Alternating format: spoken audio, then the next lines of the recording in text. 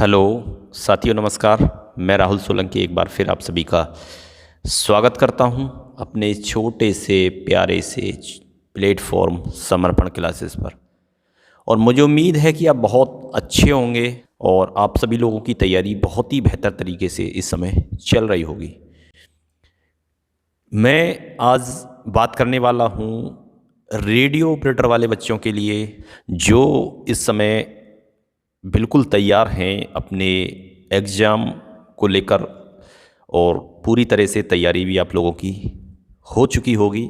तो चलिए, आज मैं आपके लिए कुछ ज़रूरी टिप्स हैं वो लेके आया हूँ, और बहुत ही ज़्यादा महत्वपूर्ण इसलिए भी हैं क्योंकि इन चीज़ों को ध्यान में रखना आपके लिए बहुत ज़रूरी है, क्योंकि पूरी साल आपकी जो मेहनत है वो चली है और आपने बहुत अच्छे तरीके से तैयारी भी करी है। लेकिन यदि हम छोटी छोटी बातों को यहाँ इग्नोर कर दें और ध्यान ना दें तो ये हमारे लिए बहुत ज़्यादा घातक सिद्ध हो जाती हैं और लास्ट में हमें फेलियर देखने को मिलती है। तो चलिए, कुछ जो छोटी बातें हैं मैं उन पर आज थोड़ी सी आपको बताता हूँ कि आपको एग्ज़ाम सेंटर पर जाने से पहले किन किन चीज़ों का विशेष तौर से ध्यान रखना है, जिससे हमें लास्ट में कोई दिक्कत ना हो एग्ज़ाम सेंटर पर पहुंचकर। ठीक है, तो चलिए बच्चों, मैं शुरुआत कर लेता हूं।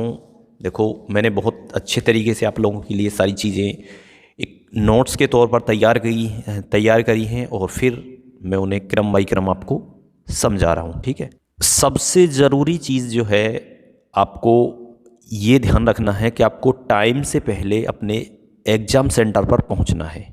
ठीक है, ये बिल्कुल गलती मत कर देना किसी भी कीमत पर कि आपका जो एग्ज़ाम सेंटर है 100-200 किलोमीटर है और शाम को आप निकलते हो और सुबह आपका एग्ज़ाम है, पता चल रही कि रात रात में मैं पहुंच जाऊंगा। सबसे पहली बात तो ये है कि आप सो नहीं पाओगे, और दूसरी बात यह है कि कुछ भी दिक्कत आपको हो सकती है रास्ते में, कि आपकी ट्रेन लेट हो गई, ट्रेन मिस हो गई, बस ख़राब हो गई। ठीक है, और परेशानी अलग झेलोगे। ठीक है, यदि पहुंच भी गए तो एग्ज़ाम हॉल में जो आपकी परफॉर्मेंस है वो बहुत ज़्यादा ख़राब हो जाएगी, क्योंकि पूरी रात आपने ट्रैवल किया है और सुबह आपको एग्ज़ाम देना है। तो थोड़ी सी कंजूसी से बाहर निकलें और देख लें सोने की व्यवस्था।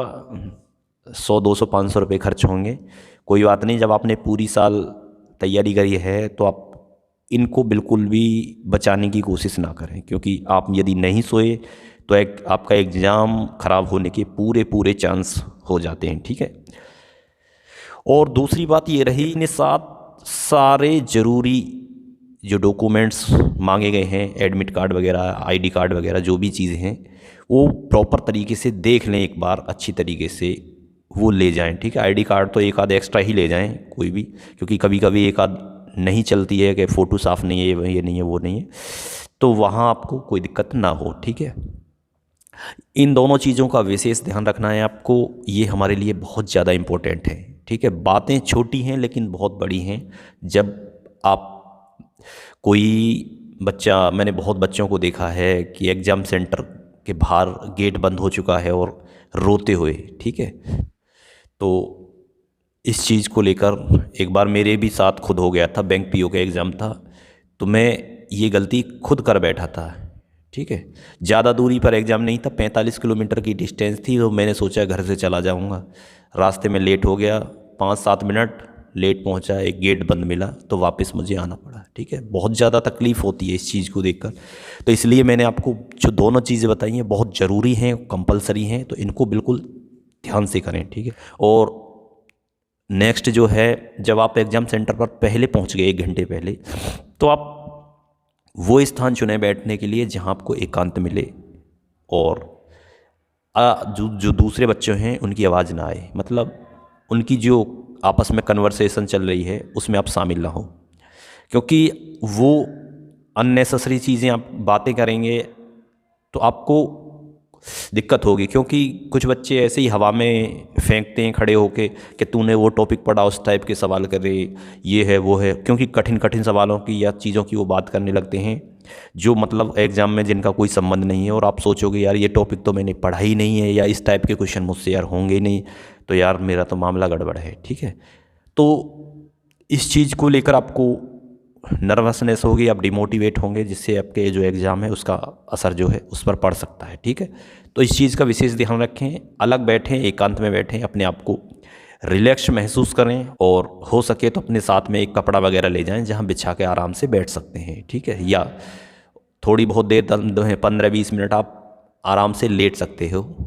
दोपहर वाले बच्चे तो ज़रूर लेट सकते हैं, क्योंकि सुबह वाले में थोड़ा बैठने की जगह घासें वगैरह जो होती है थोड़ी गीली होती है, तो कहीं दुकान वुकान पे ही कोई बैठता है तो आप वहाँ भी अपने आप को रिलैक्स कर सकते हो, कि आप अपना आराम से टेबल पर सर रख के आराम से सोने की, थोड़ी सो तो नहीं पाओगे लेकिन थोड़ी जो है आराम से रिलैक्स तो कर सकते हो, आंखें बंद करके सर रख के, तो उस चीज़ का फ़ायदा होगा।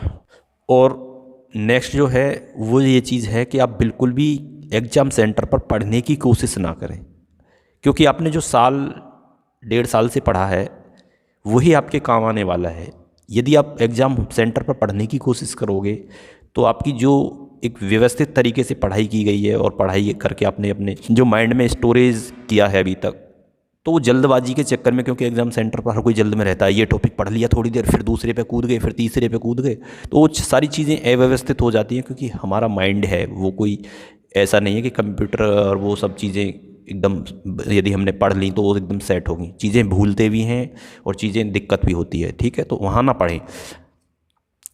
हाँ, यदि आपको रिव्यू वगैरह देखने हैं तो अपने घर पर जो हैं बच्चे वो पहले ही अपना रिव्यू देख लें। जो पहले दिन वाले बच्चे हैं उन्हें तो मौका मिलेगा नहीं ये रिव्यू देखने का। ठीक है, यदि देख सकते हैं तो एग्ज़ाम सेंटर पर सेकंड शिफ्ट वाले बच्चे, पहले दिन वाले, और कोई नहीं, वो थोड़ा बहुत देख लें। जब पूछें कि भाई क्या क्या पूछा जा रहा है, तो कोई ऐसा थोड़ा बहुत 19-20 लगे तो उसे देख लें कि भाई ये टॉपिक मैंने पढ़ा नहीं, एक बार देख लेता हूँ, यहाँ से क्वेश्चन पूछे जा रहे हैं। क्योंकि यूपी पुलिस जब अपना एग्ज़ाम स्टार्ट करेगी तो पहला एग्ज़ाम, पहली शिफ्ट का जो पेपर होगा वो लास्ट के शिफ्ट तक सेम रखती चली जाती है, पैटर्न में कोई चेंज नहीं करती, तो इसलिए उस चीज़ का आपको फ़ायदा भी मिलेगा। ठीक है, जो सेकंड शिफ्ट और लास्ट के दिनों में बच्चे पेपर देंगे तो उनको। ठीक है, तो उस चीज़ को देखकर सभी लोग अपना यूट्यूब पर रिव्यू देख लेना, और रिव्यू देखकर घर पर ही उन टॉपिकों को तैयार करके तब जाना। ठीक है, वहाँ ये हरकत बिल्कुल मत कर देना कि पढ़ाई करने लगो वहाँ, क्योंकि जो आपने साल 2 साल में किया है वही आपके काम आएगा। और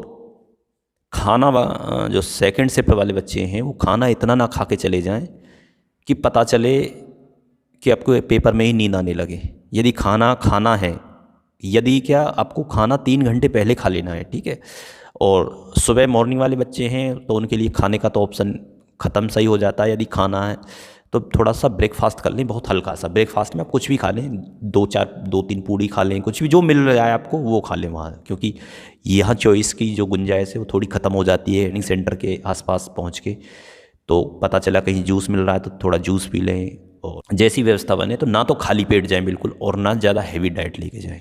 ठीक है, तो इस टाइप से अपने आप को जाएँ, थोड़ा एनर्जेटिक चीज़ें खाएँ जिससे थोड़ी एनर्जी आपको मिले, क्योंकि वो 2-2.5 घंटे जो आपको परफॉर्मेंस देनी है तो वहाँ आपको थोड़ी एनर्जेटिक रहने ज़रूरी है। पता चले एनर्जी आपकी लॉस है तो बड़े सुस्त से रहोगे तो माइंड उसी हिसाब से काम करेगा। और मोबाइल तो भूल कर भी वहाँ आपको नहीं चलाना है, क्योंकि मोबाइल चलाओगे तो आपकी जो आँखें हैं वो दुखने लगेंगी। यदि आपने आध घंटा तो या और थोड़ी बहुत देर मोबाइल चलाने में लग गए तो आँखें दुखने लगेंगी। हाँ, सुनना है तो म्यूजिक वगैरह आप सुन सकते हैं आराम से रिलैक्स। तो इस चीज़ को आपको ध्यान रखना है। और एग्ज़ाम सेंटर में घुसने से पहले, एग्ज़ाम हॉल के अंदर जाने से पहले आपको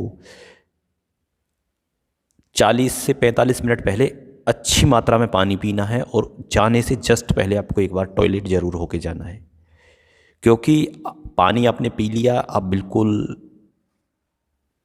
ठीक ठाक हो गए, पानी पी के आपको वहाँ प्यास व्यास की कोई दिक्कत नहीं है, बस वहाँ आप फिर टॉयलेट के लिए भगोगे। तो उससे पहले आपको टॉयलेट करके बाहर ही जाना है, जिससे आपका जो टाइम है वो बच जाए और आपको वहाँ ज़्यादा दिक्कत ना हो। वैसे तो आपके पास पर्याप्त टाइम है, लेकिन टाइम कभी कभी कम भी पड़ जाता है, क्योंकि यदि थोड़ा सा मैथ और रीजनिंग का जो किसी क्वेश्चन में हम फंस गए तो वहाँ हम भूल जाते हैं कि हमें टाइम कितना इस क्वेश्चन के ऊपर हमने खर्च कर दिया है।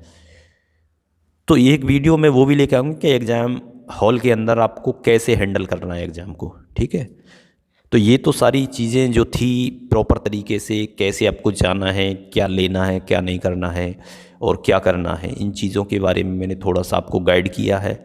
और ज़रूर इनका आप पालन करोगे तो आपको सारी चीज़ें हैं आपको बेनिफिट ज़रूर करेंगी। ठीक है, तो खुश रहिए, मस्त रहिए और अपना विशेष करके ध्यान रखिए, खांसी जुकाम बिल्कुल ना हो। ठीक है, तो मेरा सभी को नमस्कार। जो नेक्स्ट वीडियो है मैं वो आपको एग्ज़ाम हॉल के अंदर परफॉर्मेंस को लेकर आऊँगा कि किस सब्जेक्ट पर कितना टाइम खर्च करें, शुरुआत में पेपर को कैसे करें, क्या नहीं करें। ठीक है, तो सारी चीज़ें क्रम बाई क्रम में आपको बताता चलूँगा। तो और यदि आपको कुछ चीज़ें और पूछनी हो तो मुझे मैसेज या कमेंट्स जो भी कर सकते हो वो आप कर देना।